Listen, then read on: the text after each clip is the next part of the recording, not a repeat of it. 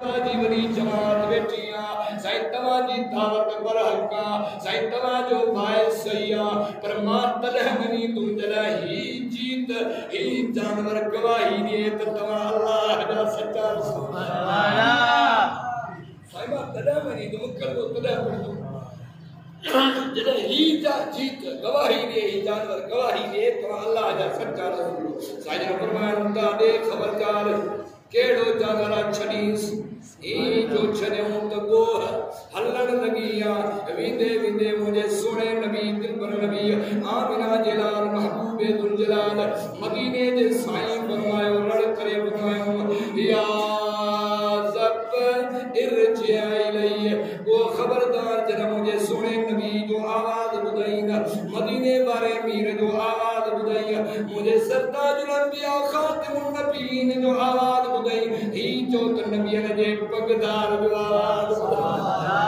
वो जरा नबी ने पगदार जो आवाज बुधी अरे हेडे तो तू अल्लाह जो आवाज मुनादी आदान प्योरी दुआ अल्लाहु अकबर अल्लाह सब खामद हुआ अल्लाह तुझे कारोबार खामद दो अल्लाह तुझे मुलाजिमत खामद दो अल्लाह तुझे नवाबी सरदारी खामद दो अल्लाह तुझे जंगुसी खामद दो अल्लाहु अकबर अल्लाह सब खामद हुआ आओ हयान सना हयान वला अल्लाह जे कर मुनादी सभी दुआ पैगाम पहुंचाई दुआ अचो कामयाबी जे तरफ अचो अचो भलाई जे तरफ अचो तो बुझी गाल हण बुधी करे चली दुआ अल्लाह जे आवाज ते उन जे मुनादी पैगाम पहुंचाई दे आवाज ते जवाब भी नहीं दुआ पर हेदे निहार आए भी छंग जो चीते जानवर मुझे सुने नबी की आवाज के सुनाने जो साजन फरमाता या रब इरजी इलैहि वो हबी वही मुझे सुने नबी जो आवाज सुनाने करे साजन करीब आया पुछन स्तागो दे खबरचार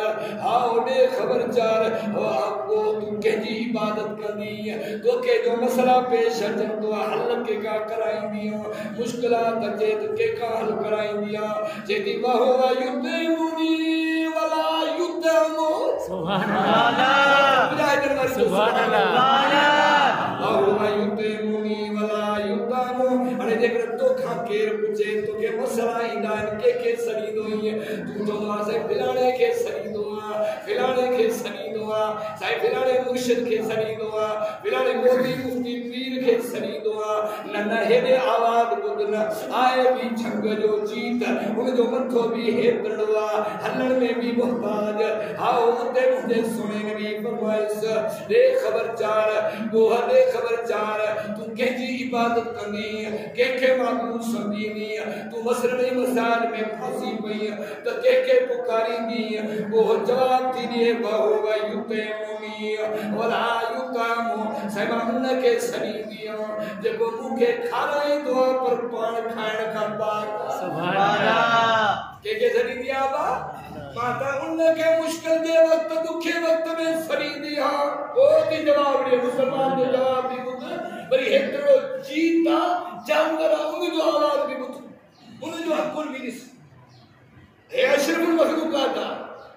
गोडे खबरदार दुनिया में जे कदा तो के मुश्किलात वो मसलो पेश अचे तो कहे दरवाजे ते भी दिया के सनी दिया आज जे मुसलमान का यो सवाल याद चाहते हैं माते शाह गोदरे ते भी दो सानू के का मुश्किल इंदिया तो कलंदर बादशाह ते भी दो मा फिटाई रहमतुल्लाह अलैहि ते भी दुआ बुदो मुजा दोस्तो हदीदो असा अल्लाह जे बनियन जा नौकर उन जे नौकरन जा भी असा नौकर पर अल्लाह तबारक व तआला इन कुरान में अकीदो समझायो ईमान समझायो जे कुरान जे मुताबिक तू जो अकीदो आहे तो मुसलमान ना तू दायरे इस्लाम का फारिग दीन इस्लाम पंज दिल चाहे अकीदो न हुदो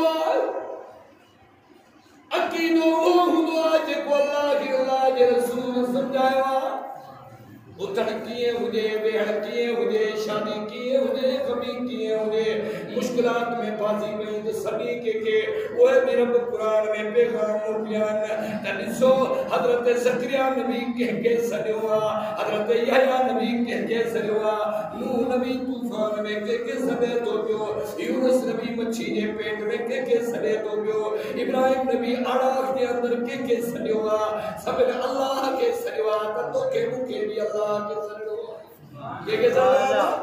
अल्लाह के सॾियो आहे। पर हिते हिकिड़ो माबूद कोन्हे को, थोड़ी तकलीफ़ ईंदी साईं पार थई, सम्झो था न साईं मां तुंहिंजो सवाल तूं अल्लाह जो सवाल पंहिंजी मन ते खणी साईं मुंहिंजी ॿुधंदो न आहे, उनजी मोटाईंदो न आहे। चङो क़ुरान में चए थो अल्लाह तबारक व तआला मौलवियुनि खे वठी अचो न खोलिनि न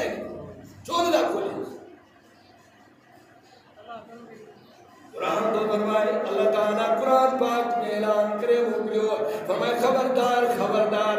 हथ जा किस्सा न करियो, पंहिंजा मनपसंद अकीदा न जोड़ियो, मां अल्लाह जेको अकीदो सेखारियो तो मां कुरान में इहो ई तव्हां दुनिया में ॿुधायो। अल्लाह दे खबर चार हे त इएं था चवनि असांजी ॿुधंदो न आहे, हुननि जी मोटाईंदो न आहे, असां हिननि जा सवाली हेड़ अॻिते पहुचाईंदा आहे अल्लाह वटि, असांजी डायरेक्ट ख़ुदा न ॿुधंदो आहे। अचो त क़ुरान खां पुछूं, क़ुरान तूं ॿुधा अल्लाह तूं ॿुधा बाक़ी इएं आहे या ॿियो अक़ीदो आहे। अल्लाह फरमाए थो खबरदार खबरदार हाय वो मुसलमान तुंहिंजे हाल ते जो मां अल्लाह जी शिकायत थो कयां, अल्लाह न ॿुधंदो, मां न ॿुधंदो, मां अल्लाह जी शिकायत तो करी। अरे मां त कुरान में पैगाम मोकिलियो चले तुम्हारे हाँ फरमाए वैदा सालक इबादी सुभान अल्लाह 50 साल थी विया 60 साल थी विया कुरान वा लट ते हले तो पियो ॻाल्हाइण खां अॻु में गिगारी थी वञे त जी अक़ीदे जी ख़बर न पई। थोड़ी मुश्किल ज़रूरत सॼे ॾे पियो अॾनि